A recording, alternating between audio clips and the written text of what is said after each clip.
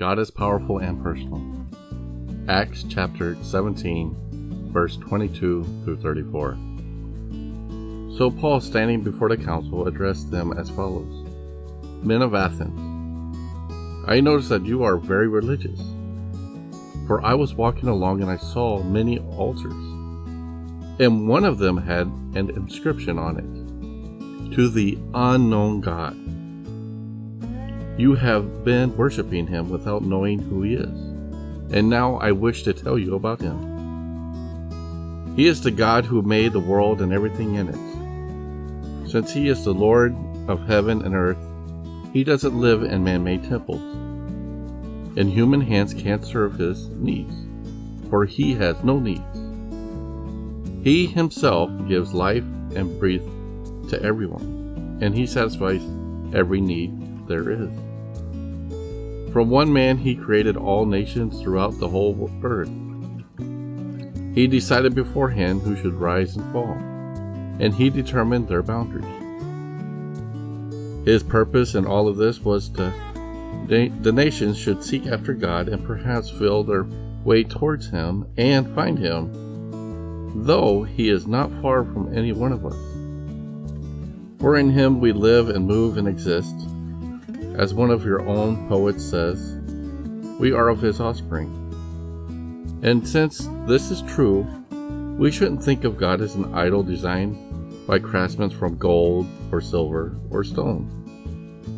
God overlooks people's former ignorance about these things.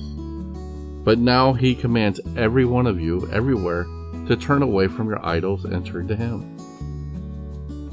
For he has set a day for judging the world and justice by the man he had appointed. And he proved to him who is by raising him from the dead. When they heard Paul speak of the resurrection of the person who had been dead, some laughed.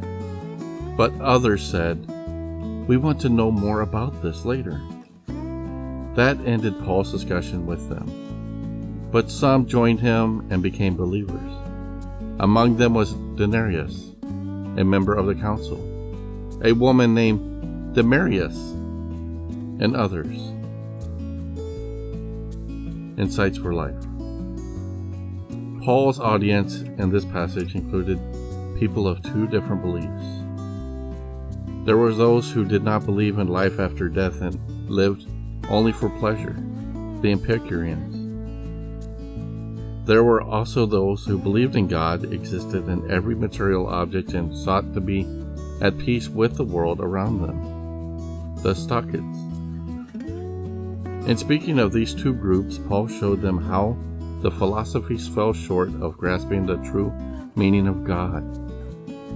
He did this by explaining this. First, that God as an all-powerful creator.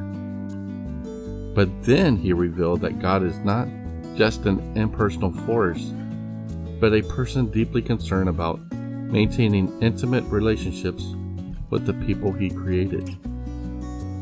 We can be thankful that and true that God not only created us, also sustains, loves, desires an intimate relationship with us.